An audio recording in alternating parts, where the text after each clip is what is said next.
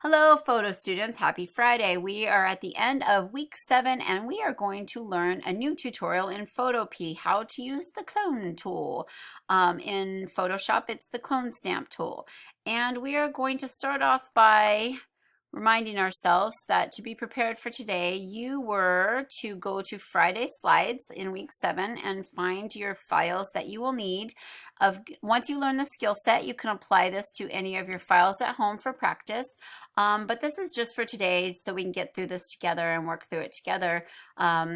You're supposed to download this picture of the stag with the photobomb deer running through it, and then go to photopea.com and find your downloads, and then you're going to be able to follow up this weekend. If you're not following along step by step and you want to dive into it this weekend, since this task will be due next week, you'll want to make sure that you watch the YouTube video after. But I've already downloaded my image and here I am in Photopea. And remember, we could go open from computer, but in Photoshop, we don't have this beautiful little pop-up. So what you would do in Photoshop, we might as well start doing it the way that we should for transitioning to Photoshop easier. File, and then open. And it will take us to a menu where we could look at where it might possibly be. I happen to have it in downloads. And there it is. This photo is by, oh, that's not it. This photo is by someone named Diana Parkhurst. Let's see, I lost it in my downloads a bit. Hold on, it's still loading. This photo is by another artist, and remember to only use images that are on Pexels or Unsplash, any of the 3 links that I provided for you on your website, because those are open source. You can use those. They have free creative license for projects such as this. Whereas if you're using something off of Google, you're stealing somebody's work, and that's really unethical. Give me a moment. I can't find it in my downloads, so let me look on my desktop to see. I do have a version of it on desktop. That's where it went. And it's by Diana Parkhouse. And if you'll remember, I always like you guys, although the instructor in the YouTube video doesn't have you make copies, I always like for you to get in practice. As a good photographer, you should never work on the original JPEG. You should always make a copy. So your copy can be made by Command J on a Mac or Control J on a PC or Chromebook. So I'm going to go Command J, or you could always, just so you can see, right click and you'll see where it says duplicate layer. Same thing. I just like shortcuts. I remember my shortcuts when I can. And then the tool that you'll want to use is, if you come down, it's the clone tool here, but in Photoshop it's called clone stamp tool, and it looks like a stamp. And the reason why they would want to make an icon look like a stamp for the tool is because it works like a stamp, where when you stamp down on an ink pad and then stamp down on white paper, that ink transfers. Well, it's the same concept. If we click our clone stamp tool and we look at the size, that's too small to do. And we're going to Photoshop out the photobomber. We don't want the photobomber whatsoever. We're going to Photoshop that out. But if you want to change the size to match the area that you need to clone stamp, you obviously don't want something too big, because then you might start crashing into other things. So maybe we can start big here where we go across, but then too big is going to pick up. If it's picking up, like let's say I were to stamp right here, it would pick up the hoof. Like, let me just show you. And this is just, don't do this, just watch. Holding the Alt Option key and then left clicking down. Look at it perfectly, because I could put it up in the sky. There we go. That's the fun of a clone stamp tool. But notice the hard edges, and look at this image is soft. Let's analyze the photo. What we really want, and I'm going to undo that clone stamp tool.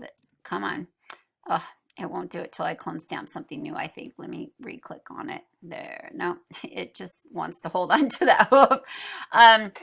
You want to analyze the area that you're stamping, like everything around this deer at the bottom line where his hooves are against the grass and the tree line is kind of blurry and soft.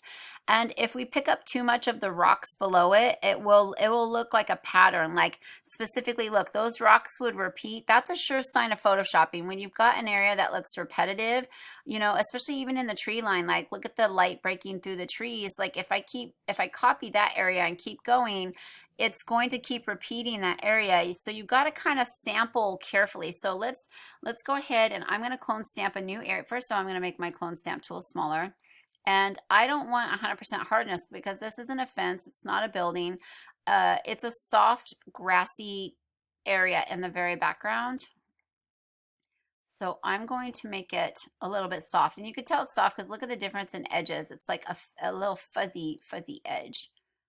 And then maybe, there we go. Maybe let's try that and see if that'll work. So right near it, but not too far around it, I'm going to hold the Alt Option key and I'm going to click because I want to cover over the hoof with this grass line and take it all the way across. So I'm going to stamp down, and then you'll see if you click down, you can stamp individually, or if you click and drag it, but then see how it starts going wonky. So I wouldn't do the click and drag too far. I personally like to stamp down in an area. So right here by the other foot, and then I'm going to cover here, right? And then maybe I'll select a little bit of the tree line over here to cover here because I don't want to repeat that light area too much. And then maybe a little bit under the belly to get over here. And then maybe a little bit of light over here, maybe a new area of light in the trees. And then so I personally, all my years of photoshopping, I've learned you have to be really careful where you select from because lighting changes from area to area. And you definitely don't want to look like, see how it starts looking like a pattern, and you kind of got to break it up. So I'll copy and paste from different areas to break up. But sometimes the light's really different, so you gotta watch your light too. Like if you're picking a really warm area and pasting it, like this is more lit than over here, you just have to really be careful. Let's see, where else? That one had too much of a distinct pattern. Let's try here. So got some grass there, I can't do that.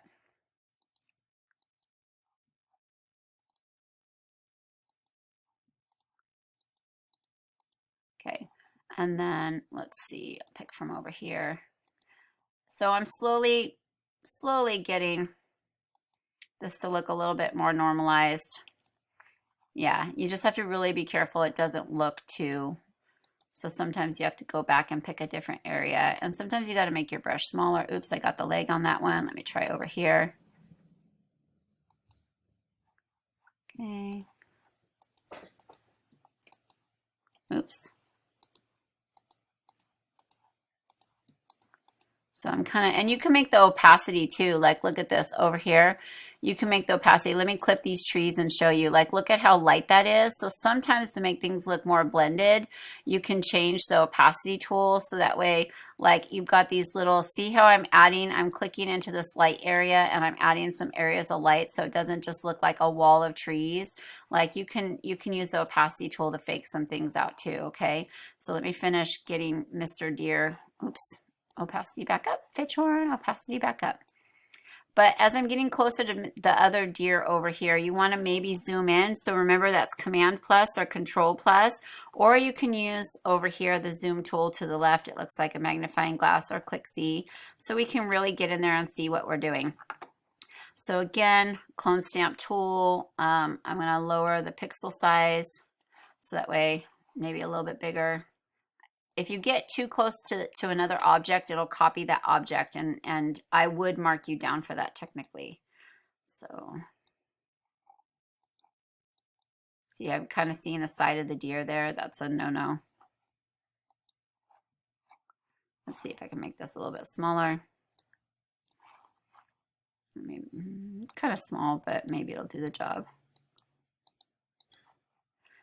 Kind of edges look really super, oops, not the blend mode. I don't want the blend mode. I want the hardness.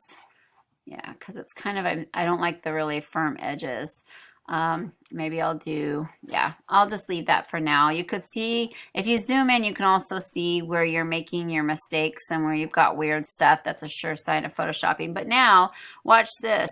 And I thought I had made a copy, but it looks like the copy somehow, I erased the copy somehow. But if you zoom out, you could see where this darker area looks kind of fake. So then maybe you'd want to come in and clone stamp in some light, and you'd want to re-clone stamp over the grass where you know that for sure that's a lighter green.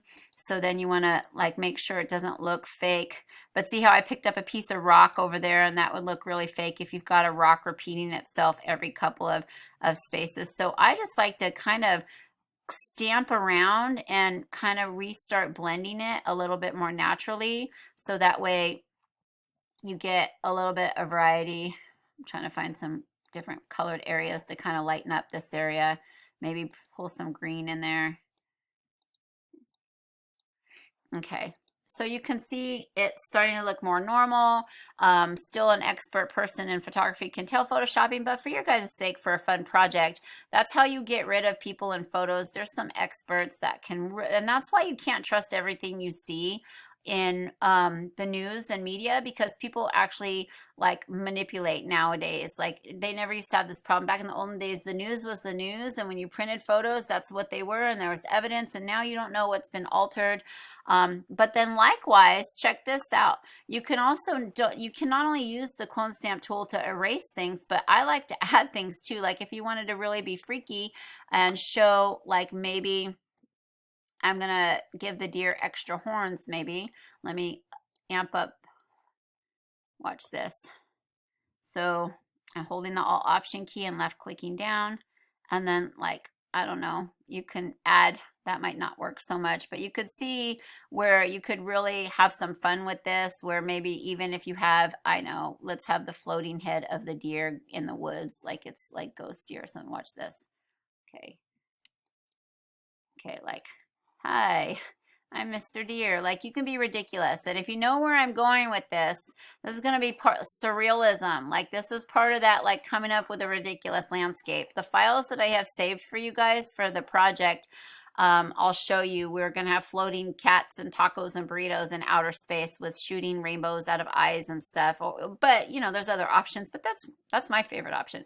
In the meantime, let me show you guys how to save this. So I'm going to undo all the floating heads of death in the background, all the deer heads, and I'm going to change the name of this file by clicking on the tab that says Diana. I'm not Diana Parkhouse.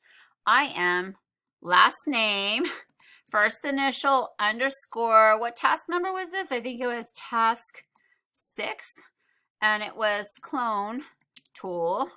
All right, and then we click OK, and then once we save it, we can go File, Save as a PSD, but you could also go File, please, and you must save it as a JPEG, and make sure it's high quality. And this is the one you're gonna be saving, the PSD and JPEG of this image, not the one with the photo bomber in it, but proving me that you successfully used the clone stamp tool and that it doesn't look obvious and that you've done somewhat of a good job blending it for your first time. And yeah, that's it. Have fun, kids.